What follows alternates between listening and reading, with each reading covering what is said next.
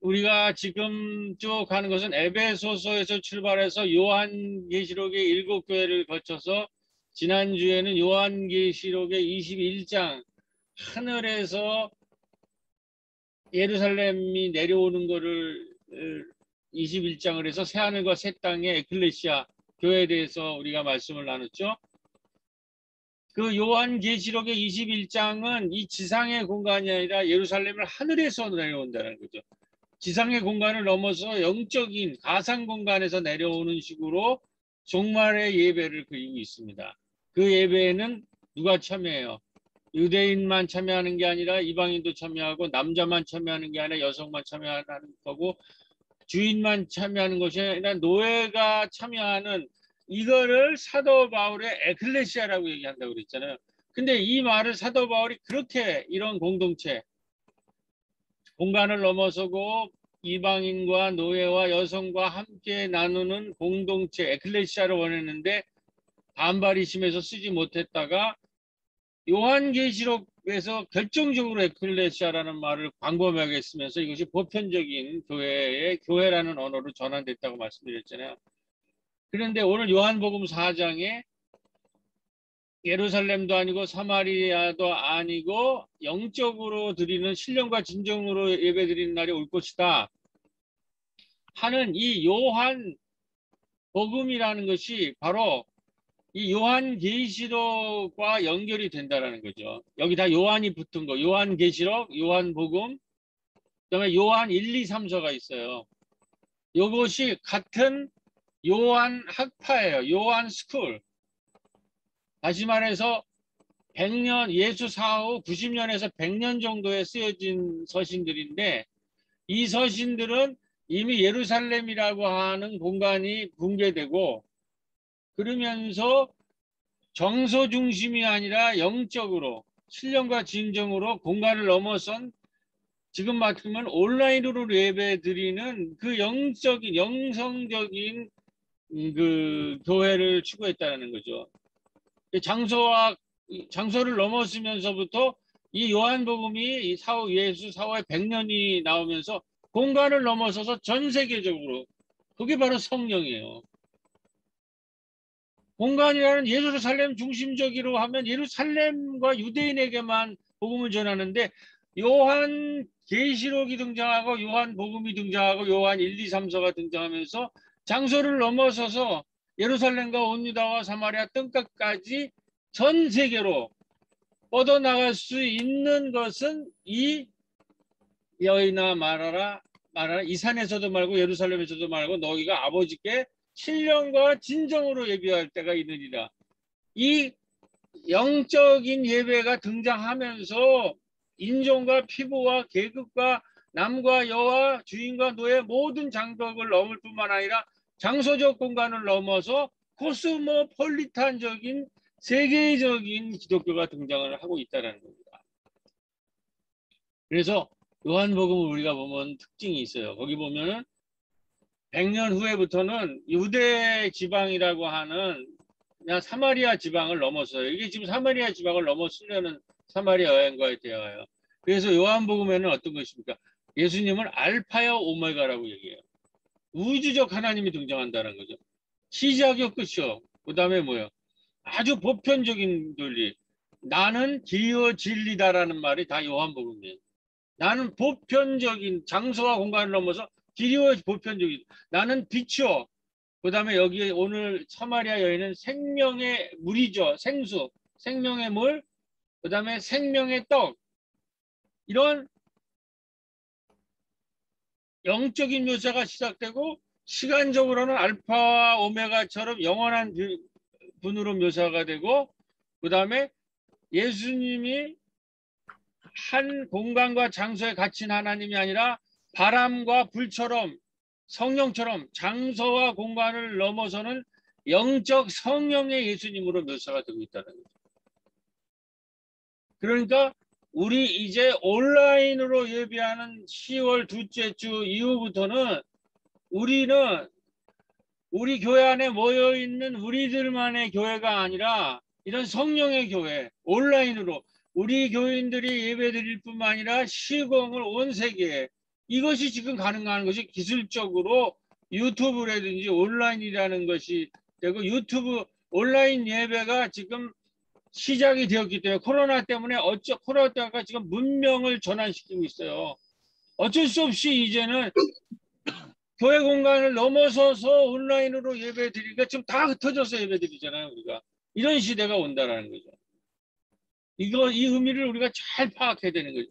이것이 바로 이것 때문에 제가 지금 4주째 요한 에베소서, 요한계시록, 요한복음으로 이제 진도가 나가고 있는 것입니다. 사실은 지금 로마서를 해야 되는데 지금 특수한 상황이라서 우리가 영적 예배가 뭔가라는 걸 전하기 위해서 이렇게 합니다. 그래서 요한복음을 보면 당시도 이러한 새로운 영성이 이제 출발이 돼 있어요. 이 성령의 예루살렘이라는 예배 공간을 넘어서서 온 세계로 복음이 퍼져나가고 있을 때 요한이라는 스쿨이 학파가 예수를 새롭게 묘사하게 했는데 그거는 영적인 하나님이라는 공간과 시공을 넘어서는.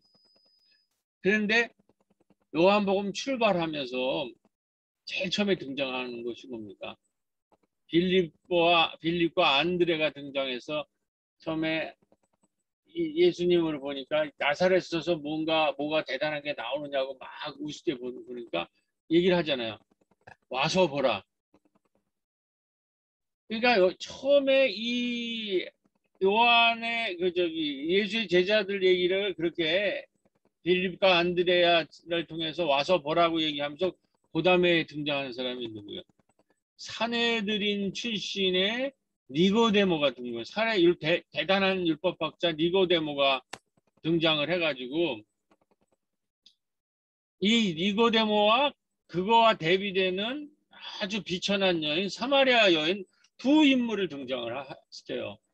근데 여기 결정적인 건데 이것은 이 새로운 문명 전환기, 이 우주적인 예수님이 등장하고 우리로서는 온라인 시대가 본격적으로 출발하는 이 문명 전환기를 맞이하는 두 태도를 이것이 묘사하고 있다는 거죠. 니고데모부터 보겠습니다. 니고데모는 왔을 때 예수님이 뭐예요? 이 최고의 지식인이랑 율법학자 그 사내들이라는 의원이 왔을 때 예수님이 뭐라고 그래요? 니고데모에. 너는 이 새로운 시대가 왔으니 성령으로 거듭나라. 그러니까 이 사람은 그걸 못 알아듣는 거예요. 새로운 문명이 도래하다는 것을 너무 좋은 위치에 안주해 있기 때문에 내가 어떻게 어머님 자궁에 들어가서 다시 태어날 수 있겠습니까? 그러니까는 너가 성령으로 다시 태어나지 않고서는 너는 새롭게 될 수 없다. 새로운 시대를 맞이할 수 없다라고 꾸중을 이제 듣게 되는데 이 얘기는 니고데모는 예수님이 새로운 문명이 시작됐다라는 말씀에 대해서 시종일관 어찌하여 그런 일이 일어날 수 있겠느냐고 질문을 하다가 그 상상력의 한계로 책망을 받고 이 새로운 영적 문명에 결국은 적응하지 못한다는 거예요. 이 지식이 많고 많이 가진 사람이 새롭게 오는 새로운 문명, 우리로서는 코로나 이후에 새로운 문명을 이해 못하고 거기에 적응하지 못하고 그냥 자기의 낡은 문명을 그냥 유지하고 싶어서 실패하고 만드는 거예요. 성령으로 거듭나라고 그러는데 그거 무슨 말인지 못 알아듣는 거예요. 엄마 자궁 속에 들어갔다 다시 나오느냐 이런 수준으로. 지금은 장소와 공간을 넘어서서 시공을 넘어서서 새로운 시대가 돌아야 한다라는 말을 이렇게 많은 걸 갖고 있지만은 전혀 적응을 못해서 실패하는 사례가 이 니고데모라면은 이 우물가에서 여인이 나왔을 때 예수님이 물을 달라고 그러잖아요. 먼저 유대인인데 어떻게 물을 달라고 그럴 수 있느냐. 유대인과 사마리아에게 철폐가 되는데 그래서 예수님이 네가 내가 누구였다면 너가 오히려 나한테 물을 달라고 그럴 것이다. 새로운 시대가 왔다는 거예요. 다시는 목마르지 않는 생명수를 너에게 주겠다. 그러니까 이 사마리아 여인은 정말 도덕적으로나 여러 가지로 비참한 처지에, 사람들과 어울리지도 못하는 이런 처지에 있는 사람인데 뭐라 그러냐면은 즉각 우리 사마리아 사람들의 고통과 억압을 치러주고 다시는 목마르지 않은 그 생수를 달라고 과감하게 요구를 하고 있다는 거예요. 이 여인은 이 새로운 문명에 예수라고 하는 새로운 시대가 도래했다라는 것을 인지하고 예수가 메시아라는 걸 깨달은 거예요. 그래서 그 물을 달라고. 새로운 문명의 생태계에 적응했다라는 거예요.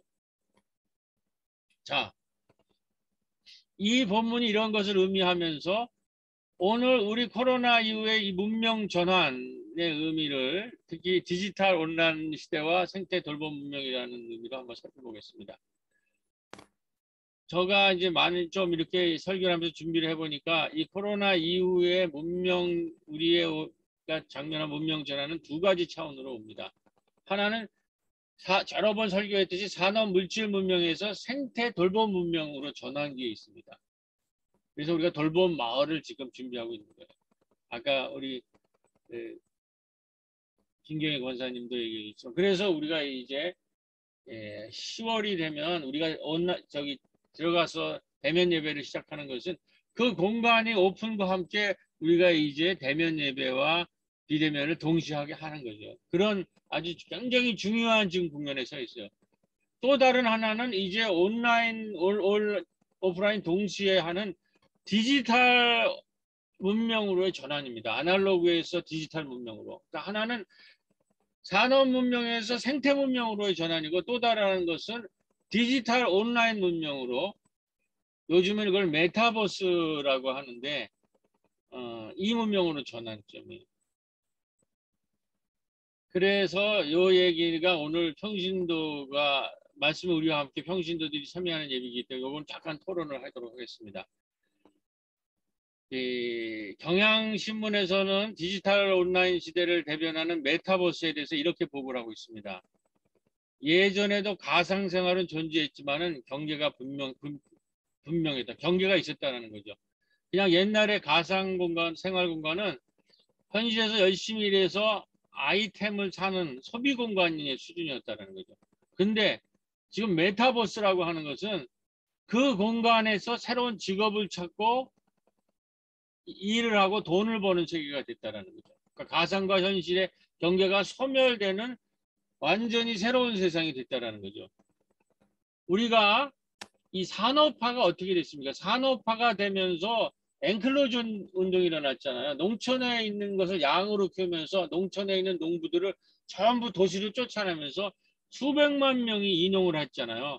그러니까 농촌에서 도시로 이주를 했다는 거예요. 수백만 명이.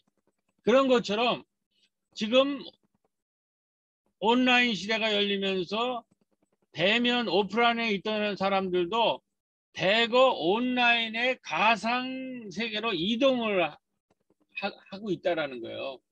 그 새로운 농촌에서 도시가 온 것처럼 지금 이 도시에서 새로운 공간인 가상 공간으로 가는 그 가상 공간의 이름을 메타버스.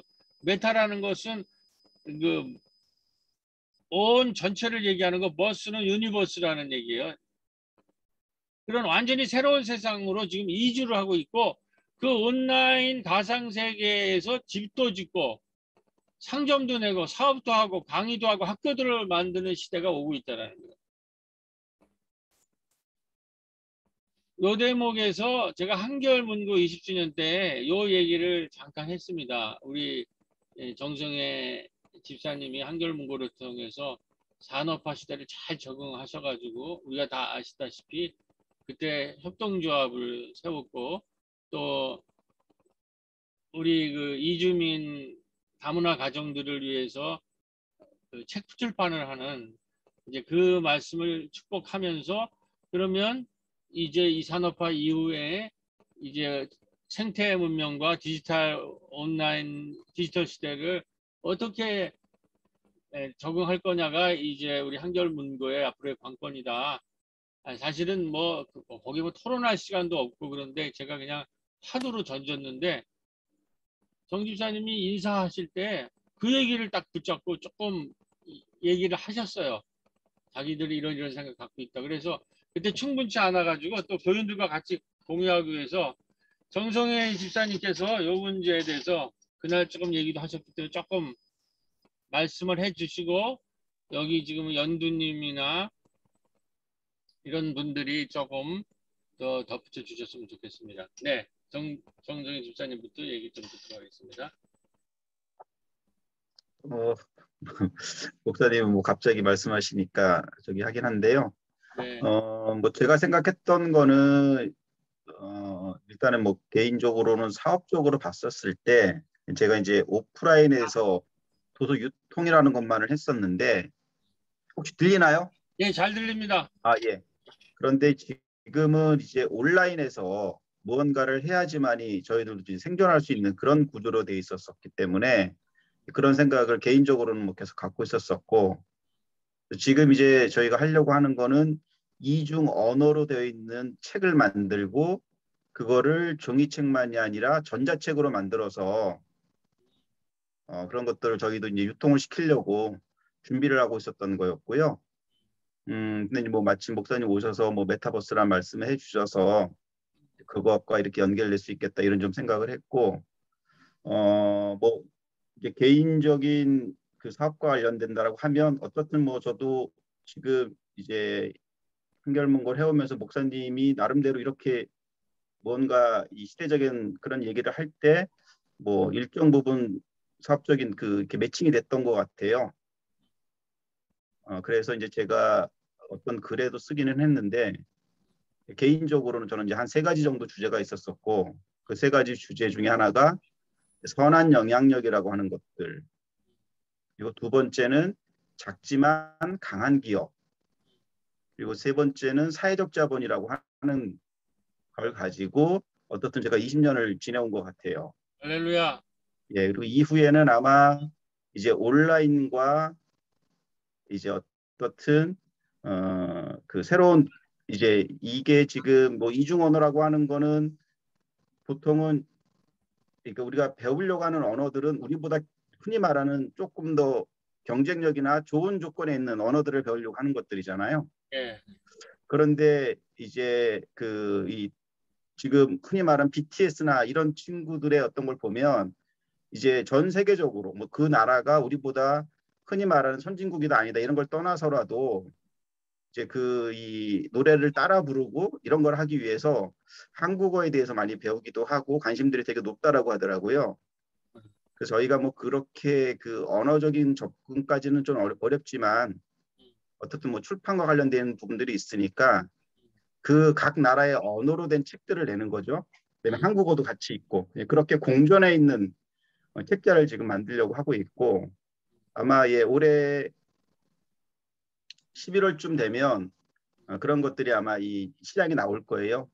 나오게 되면 그때 한번 이제 소개를 시켜 드릴게요. 그래서 한번 보시고 이렇게 했으면 좋겠고 예, 저는 오늘 목사님 말씀 들으면서는 사실은 우리가 옛날에 내가 드리는 곳이 그 꼭 그러니까 교회 그때 그러니까 지금 많이 그래서 아마 지금 뭐 이제 문명 전환이라고 말씀하시는 것 같은데 사실 그 전에도 교회라고 하는 공간에 오지 않고도 자기가 있는 곳에서 예배 드리는 것에 대해서도 뭐 우리는 많은 얘기도 했었었고 뭐 그런 것들이었었는데 지금 이제 온라인이라는 것으로 연결되는 것 그때는 없었으니까 예배 방식이나 이런 것들이 온라인으로 들을 수 없었었기 때문에 무조건 교회라고 하는 건물에 들어와야지만이 예배가 되는 것이고 뭐 그것이 유효하다 이런 것들이 있었던 것 같은데 지금은 어떻든 온라인으로도 예배가 가능한 시대가 돼버렸고 이런 것들이라고 한다라고 하는 뜻에서 보면 뭐 이렇게 새롬교회 교인들은 아마 자연스럽게 온라인과 오프라인의 어떤 그것들이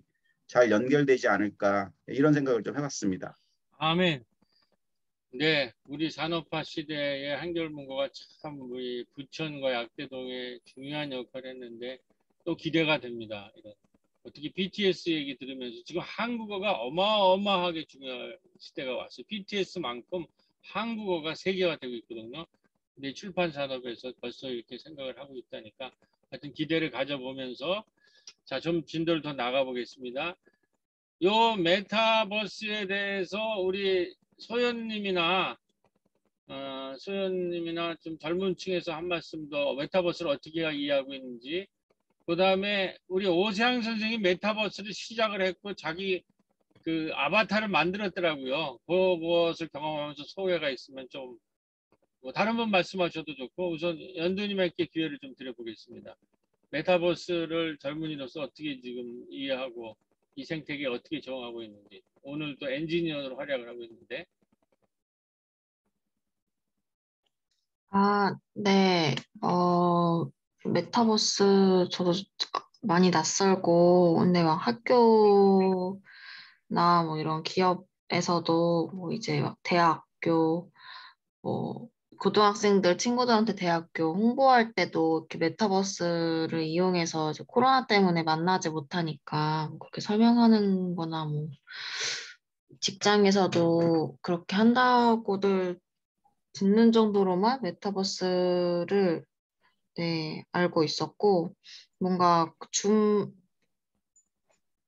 네, 메타버스로 가는 이제 중간 지점이 이제 줌이나 이런 구글 미팅 같은 이제 온라인에서 보는 거에서 나아간 것 같은데, 네, 저도 아직 그 적응하고 있는 중인 것 같아요. 메타버스 시대를요. 네. 이렇게 용기 있게 말씀해 주시고 오늘 도와주셔서 감사드리고, 오세영 선생은 자기 아바타를 만들었는데 굉장히 멋있더라고요. 혹시 화면에 공유할 수 있으면 잠깐 해주시고 설명해 주셔도 좋겠습니다. 잠깐 뭐 자기가 나한테 자기 메타버스에 들어갔다고 아, 잘난 척 하던데. 우선 자기 그 아바타를 한번 소개할 수 있어요? 화면에 있나요? 제 아바타는 네, 식감이 나시죠? 나중에 하고요. 좀 제 이따 프사일도 있습니다. 예. 그 메타버스는 말 그대로 이제 가상세계인데 지금 우리가 줌으로는 얼굴을 보고 있지만 메타버스 세계에서는 아바타로 움직이기 때문에 아까 이제 그 말씀들 하셨던 것처럼 지금 현재 메타버스라는 세계로 지금 젊은 층들은 거의 다 들어가고 있고 10대들도 마찬가지고 자본주의의 꽃이라고 할 수 있는 은행권은 전부 메타버스에서 움직이고 있습니다. 지금 텔레비전에 그 어디더라 신한 카드에 나오는 로지? 이 친구도 사람이 아니고 그 뭐라 그래 인공인간으로 움직이고 있는데 그런 것처럼 가상세계 안에서 뭐 영화도 보고 쇼핑도 하고 전시회도 하고 그래서 저는 아까 말씀하신 정송혜 집사님 사업도 그 부분으로 가서 되게 그 전 세계적인 사업의 가능성이 있지 않나 그런 생각하고요.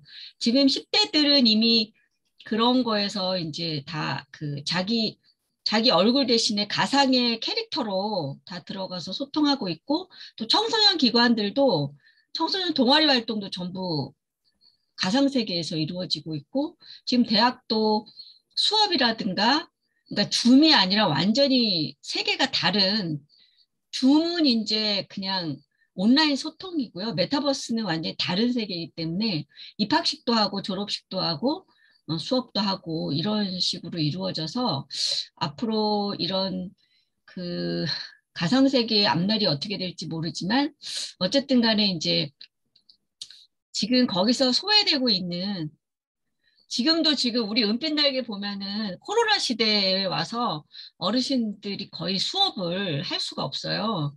줌을 할 수도 없고. 그런데 이제 이렇게 메타버스가 그 원활하게 되면 이런 컴퓨터를 활용하지 못하는 사람이라던가 예, 그런 분들에 대한 배려는 사회적으로 어떻게 이루어질 것인가에 대한 문제도 우리가 좀 고민해야 될 것 같고 그다음에 이제 가상세계이기 때문에 오히려 현실 세계보다는 뭐 혐오라든가 차별이 훨씬 더 쉽게 될 수 있는 메타버스 세계 열리면서 예전에 인공지능으로 이루다라는 여성 이 있었는데 그 하도 가상 세계에서 성폭력에 시달려서 그거를 이제 종료했던 경험이 있거든요. 그러면서 뭐 이주민이라든가 그런 혐오 대상들, 장애인, 뭐 여성, 소수자들 이런들이 훨씬 더 몰릴 수 있다라는 그런 가능성도 있지만 어쨌든 이 시대의 흐름은 메타버스라는 공간으로 갈 것이다. 그런 생각이 들어서 저도 요즘 공부 중에 있습니다. 네, 네. 이상입니다. 네, 네. 지금 오세영 선생은 청소년 성문화센터 소장이기 때문에 하지 않을 수 없는 상황을 말씀을 드린 것 같고요. 제가 하나 메타버스에 더하면은 제가 어디 글을 보니까 지금 우리가 가게를 내거나 이러려면은 부동산 건물 비용이 많이 들잖아요. 근데 이제 앞으로는 가게를 메타버스에서 내면 그 문제를 해결할 수 있다라는 거죠. 거기서 주문을 받고 거기서 배달을 하고 거기서 루트를 통해서 배달을 하고 하여튼 이러한 이제 새로운 생태계가 거기서 그래서 학교도 만들고 강의도 하고 그러면 이 교통난, 집세 문제, 쓰레기 문제들을 메타버스라는 가상 공간에서 해결할 수 있다라는 물론 여러 가지 문제가 또 일어나겠지만 그런 얘기를 이제 좀 말씀드리면서 지금 이렇게 코로나가 나쁜 점도 있지만 문명을 전환시키고 있다는 거죠. 그런데 한국교회는 코로나 이전에는 영상 예배를 인정하지 않았습니다. 건물에 나와서 예배를 드려야만 하는 주일 성수교회당만이 강조됐는데 이제 온라인 예배를 인정하지 않을 수 없는 상황에 이르렀다는 것입니다. 하나님이 특정 건물에 거하는 것일까? 화려한 교회 건축을 하나님이 기뻐할까? 성서를 통해서 볼 때 하나님은 건물 안에 갇혀있는 존재가 전혀 아니다. 코로나19는 장소적 교회의 종말을 예고하고 있다. 이게 굉장히 중요합니다. 장소적 교회의 종말을 예고하고 있다. 코로나는 종교 건물에서 벗어난 종교적 경험의 가능성이 확역되면서 건물 중심의 신앙이 무너지고 있다며 건물 규모가 주던 안정감과 소속감이 아니라 관계가 중요하다고 말한다. 그 관계의 맺기는 온라인으로도 가능하다. 온라인 예배라는 새로운 접근이 긍정적인 영향을 미칠 수 있다. 이것이 바이러스 걸린 교회에서 나온 이야기입니다. 제가 요거를 조금 신학적으로 조명을 하면서 우리 이제 요 온라인 예배가 시작되는 어간에 친환경 먹거리 조례가 통과돼서 요 소식은 이제 우리 김현자 권사님한테 좀 듣도록 하겠는데, 자, 이 코로나가 지금 문명 전환을 어떻게 일어나가고 있고 이것이 오늘 우리에게 뭘 의미하는가라는 거를 성서적으로 신학적으로 조명을 해야 돼요. 기독교는 그래서 신학이 중요한 겁니다. 우리가 지금 겉으로 보면은 다 망했다, 희망이 안 보인다 이렇게 하지만은 우리가 성서를 보고 이거를 신학적으로 다시 해석하면은 이게 완전히 새로운 문명을 가져오고 있다는 거죠. 과거의 것을 무너뜨리면서. 그게 성서에는 어디 있냐면은 성서에는 재난을 당하고 모든 사람이 떠돌이가 된 것이 바벨론 포로기예요. 근데 이때 완전히 새로운 하나님을 유대인들은 경험하게 돼요. 그 다음에 구약에서는 바벨론 포로기고 신약에서는 지금 제가 계속 강조하는 요한 스쿨이 등장하는 요한계시록, 요한복음, 요한 1, 2, 3서가 하라는 그 요한회라는 학파가 형성되는 예루살렘 성전 붕괴가 되면서 유대의 건물 중심의 예배, 성전 중심의 예배가 예루살렘 성전이 없어지니 어디서 예배 드릴까라고 처음에는 다 절망했는데 이것이 기독교가 등장을 하면서 전 세계로 이 기독교 복음이 퍼져나가는 오히려 큰 문명의 기회가 됐다는 거죠.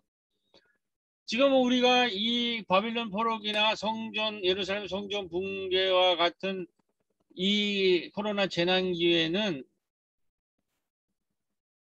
과거의 신자들이 이사, 결혼, 취업, 교회에 대한 실망으로 교회를 떠돌았습니다. 그러나 지금은 코로나로 신자들이 떠돌을 일들이 강화돼요. 이런 것이 신학적으로 이제 가나안 성도라고 그러죠. 안나가 성도들. 많은 사람들이 지금 떠돌이 신자들이 됐다는 거죠. 근데 우리는 이 떠돌이가 이 바벨론 포로나 예루살렘 성전 붕괴라는 재난을 통해서 사람들이 떠돌이가 된다라는 것에 대해서 부정적인 측면만 보는데 긍정적인 측면이 있다는 거죠. 재난이 되면 재난 유토피아라고 이 과정 속에서 떠도는 과정에서 사람들이 성숙해진다라는 거죠. 그래서 아이러니한 것은 코로나19 재난이 평신도를 집단주의 구조로부터 거의 강제적으로 빼내서 고독 속으로 밀어넣었다. 이렇게 신학적으로 분석하는 신학자들이 있어요. 사회적 거리 두기에 따라서 교회 생활이 대부분 중지되고 교회의 전통적 기능과 역할도 상당 부분 중단되면서 이제는 교회에 모여가지고 모일 수가 없으니까 어떻게 되냐면 평신도 스스로 자립적이고 주체적이고 각자의 신앙과 삶을 영위해야 되는 상황이 된 것이에요. 그러니까 의존적 신앙에서 자치적이고 자립적이고 주체적 신앙의 기회가 됐다라는 거죠. 이 코로나 혼란과 불안기가 오히려 개교의 의존을 넘어서 여러 영역을 넘나들며 다른 공동체와 공조 협력하는 사람도 늘면서 신자들의 떠돌이 현상으로 자립주체화의 일종의 기회구조가 생긴 것입니다. 이처럼 경계 너머를 보고 경계를 넘는 일은 굉장한 성찰을 요구합니다. 이 바이러스 걸린 교회라고 하는 이번에 코로나를 성찰한 신학자들이 쓴 얘기예요. 제가 이걸 조금 보충해서 우리의 지금 상황과 적용하면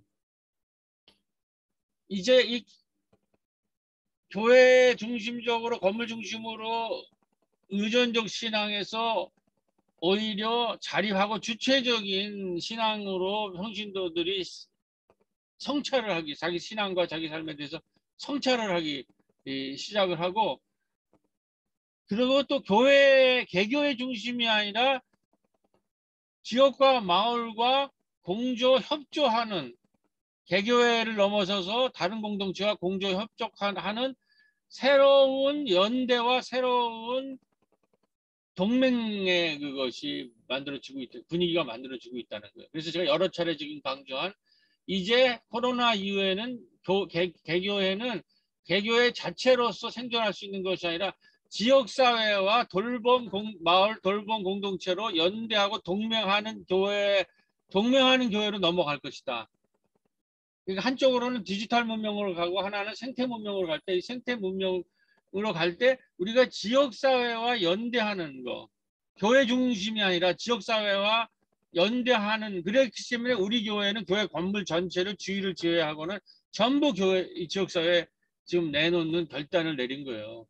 이게 사실 쉽지가 않습니다. 지금 교회에서 우리 교회인데 왜 지역 사람 이렇게 하면 못하는데 우리는 지금 그걸 해냈어요. 이제 어떤 일이 10월 이후에 벌어질지 정말 기대가 되는데, 그것이 전제 현상이 이 친환경입니다. 여러 차례 얘기했듯이 온라인 공간을 새로운 실전과 진정의 예배 공간으로 만들어 나갈 시기와 기회를 우리에게 주고 있는 이때 우리는 친환경 먹거리 조례를 통과를 했어요. 우리 한결문고 이전에 20주년 기념 예배 하던 날 친환경 그 소식을 오상 선생님이 전하고, 거기에서 그 기사를 우리 도시농부와 건강 리더 그 사이트에 그 카톡방에 김현자 권사님이 올려서 그분들이 시의회에 여러 가지 의견을 내놨을 때 그 조례가 통과를 했다는 거죠. 그래서 이제 우리 교회 예배는 교회 안에 영향력이 있는 것이 아니라 약대동 마을과 부천 지역을 소통하는 대안적 미디어가 되어야 된다는 거죠. 우리 교회는 어느덧 한결문고 이야기와 부천 친환경 먹거리 기사 이야기처럼 교회 안에만 영향력이 있는 것이 아니라 친환경 먹거리를 발휘하고 토론하는 약대동 마을과 부천 지역의 대안 미디어, 즉 에클레시아가 되었다는 것입니다. 이것이 바로 요한계시록의 아시아의 7개의 역할이었고, 우리 교회가 이제 이 영적 시대를, 디지털 시대를 만져서 이러한 지역사회랑 연대해서 친환경 먹거리 조례가 통과되었어요. 그렇다면 저는 어떤 꿈이 있냐면 우리 1층에 그 조례를 통해서 마을 부엌이 생기고, 거기에서 우리 청소년들, 지금 심야식당뿐만 아니라 어르신들이 다 이 친환경 급식을 할 수 있는 이러한 새로운 공간이 되고, 거기에서 나오는 소식이 예배를 통해서나 미디어를 통해서 전 구역 부천과 약대동에 퍼져나가는, 이것이 디지털 시대와 돌봄 생태 마을이 결합되는, 지금 오늘 우리에게 요구하는 문명의 전환기가 아닌가 이렇게 기대를 하면서 이제 김현자 권사님이 그 이후의 소식을 좀 통과 이후에 지금 뭐 또 뭐 모인다는 소식도 있고 그런데 잠깐 전해주시겠습니다. 예, 통과 이후에 13일 날 시민 토론회가 줌으로 있습니다. 그래서 거기에 좀 많이 참석해 주면 자기 목소리를 좀 전체적으로 낼 수가 있고, 여기 지금 회의하는 장면에 나온 사람들은 일부만 나와 있고 되게 단체들이 많아요.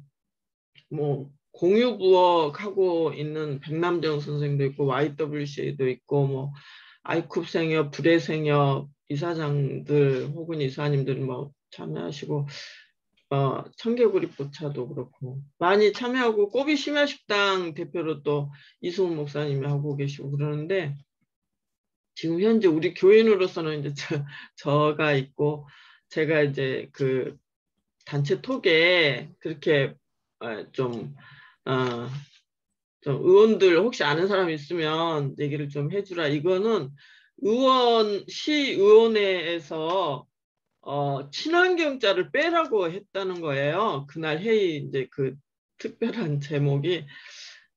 근데 이 코로나19를 접하면서 이 환경을 너무나도 다 그 환경이 좋아져야 된다는 것을 인지하고 있고 너무나도 중요하다고 다 생각하고 있는 이 시점에서 왜 의원들은 친환경을 빼라고 하는가? 이거에 너무 우리들 막 흥분해가지고 이걸 빼서 조례가 그걸 빼면 통과를 시켜주겠다고 했대요. 근데 이걸 넣어서 통과를 시키도록 하자. 그래서 이제 많은 의원들한테 좀 그 압력을 좀 넣자. 그런 의미에서 이제 아는 우리 그 건강 리더나 도시농부 팀에서 아는 의원들한테 거기 전화를 막 하고 이렇게 한 거예요. 그랬더니 나중에 잘 통과됐다고 할렐루야. 그 문자가 왔더라고요. 그래서 너무 감사했고, 우리 부천 시민들 모두가 좀 이렇게 적극적으로 참여해서 이번에 100명 목표로 그 모집을 하고 있었거든요. 13일 날 그 시민 토론회 하는 거에. 그 아무나 다 참여할 수 있어요. 거기 좀 참여를 해서 자기 목소리를 좀 내줬으면 좋겠습니다. 네, 제가 뭐 오창 선생도 추천했지만 불의 생협에 우리 선희정 집사님 꼭 참여를 추천합니다. 네, 오늘 저 평신도의 날 토론 여기서 잘 됐고 이제 마무리로 들어가겠습니다. 자, 이제 이런 의미로 우리가 다시 본문에 예수께서 이르시되 여자여 내 말을 믿으라. 이 산에서도 말고 예루살렘에서도 말고 너희가 아버지께 예비할 때가 이르리라. 아버지께 참되게 예비하는 자는 영과 진리로 예비할 때가 오나니 곧 이때라. 요한복음 4장 21절로 23절입니다. 오늘 21세기 코로나도 오늘날 신자들의 신앙에도 큰 변화를 주고 있습니다. 예배는 당연히 예배당에서 모여드려야 한다는 상식은 코로나19 이후 비대면 예배가 일상화되는 것으로 변화했고, 맹목적인 신념과 통속적인 관역에 기초한 비합리적이고 비이성적인 신앙에 대한 신자들의 회의가 확산되어 코로나 이후의 한국교회는 교회 안팎으로부터 사랑과 봉사, 배려와 존중, 연대와 공감 실천을 강력하게 요구받아 코로나 이후 한국교회는 새로운 신앙의 길을 가지 않을 수 없게 되었다는 것입니다. 이것이 지금 문명사적인 그 교회의 변화예요. 이거를 잘 읽지 못하고 아직도 건물 안에 있는 신자들, 교회당의 그 크기를 중심으로 하는 그런 신앙들, 그 다음에 근본주의적이고 맹목적이고 통속적인 비합리적이고 비이성적인 신앙이 이제 신령과 진정으로 드리는 이 새로운 영적 예배 시대에 코로나로 붕괴되고 새로운 신앙, 영적 신앙이 탄생하고 있다는 것입니다. 자, 이게 결론입니다.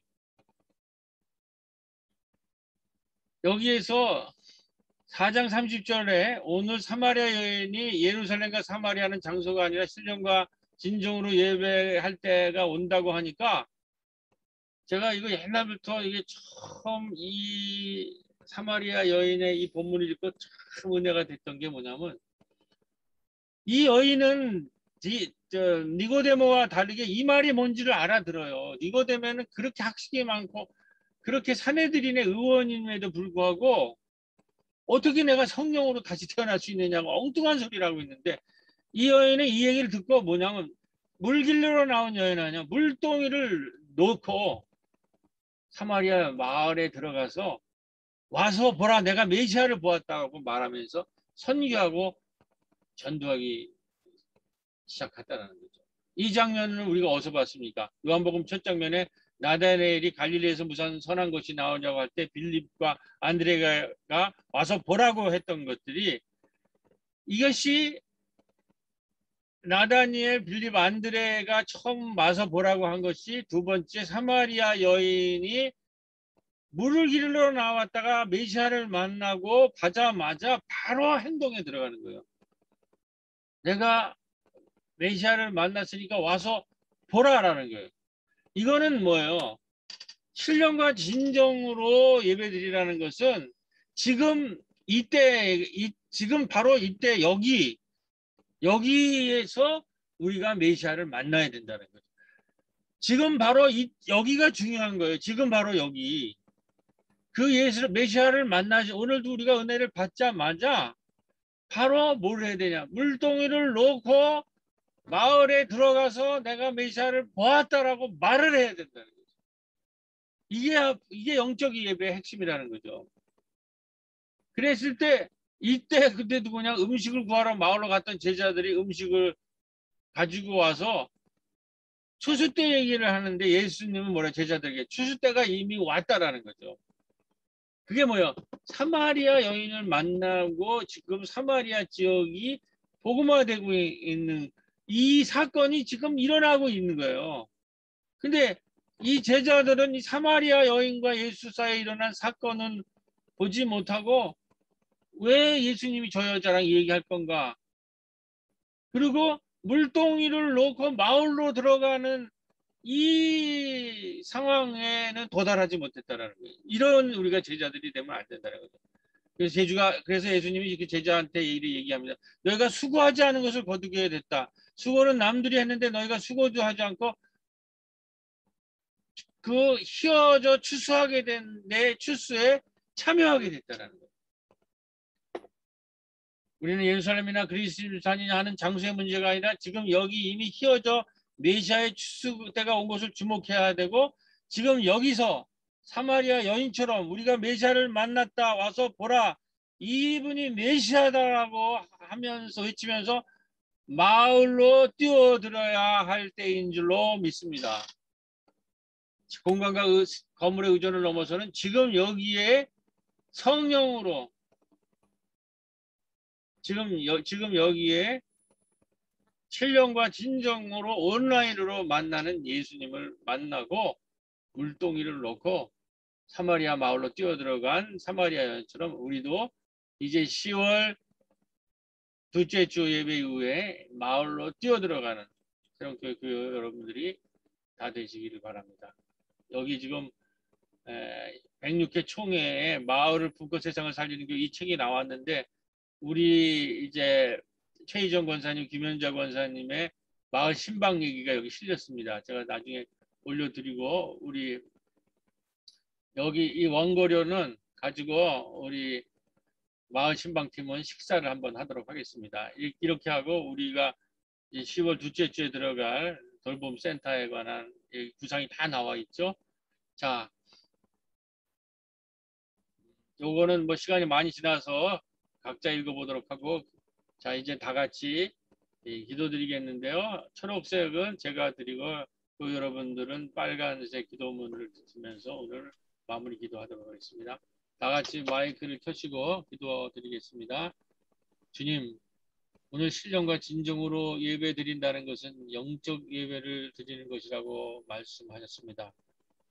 오늘 우리는 주님이 사마리아 여인과 대하시면서 지금 여기서 드리는 영적 예배를 강조하였듯이 온 오프가 온라인으로 윤학되는 지금 여기 이 시간을 감동적으로 체험하는 신령과 진정으로 드리는 영적 예배를 드리길 원합니다. 주님, 이제 우리는 이제 단순히 선거의 의무로 여겨져 왔던 주일 성수나 장소와 건물 중심의 예배 행위를 넘어 온오프 온라인 시대에 신령과 진정으로 예배를 드리기를 원하고 새로운 신앙인의 정체성을 함께 나누길 원합니다. 이제 온라인 시대 우리 모두는 장소와 건물에 의존하는 코로나 이전의 낡은 신앙을 넘어 보다 자립적이고 주체적인 아름다운 온라인 신앙 공동체가 되기를 원합니다. 주님, 교회당 안에서 신령과 진정으로 예배를 드릴 뿐 아니라 온라인 시대에 우리의 일상이 지역과 마을에서 다양한 방식의 온라인 미디어가 되어 지역과 소통하며 다양한 이웃 사랑과 선교적 실천을 온라인으로 나누려고 하오니 성령으로 부족한 우리를 도우셔서 예수님 이름으로 기도드립니다. 아멘.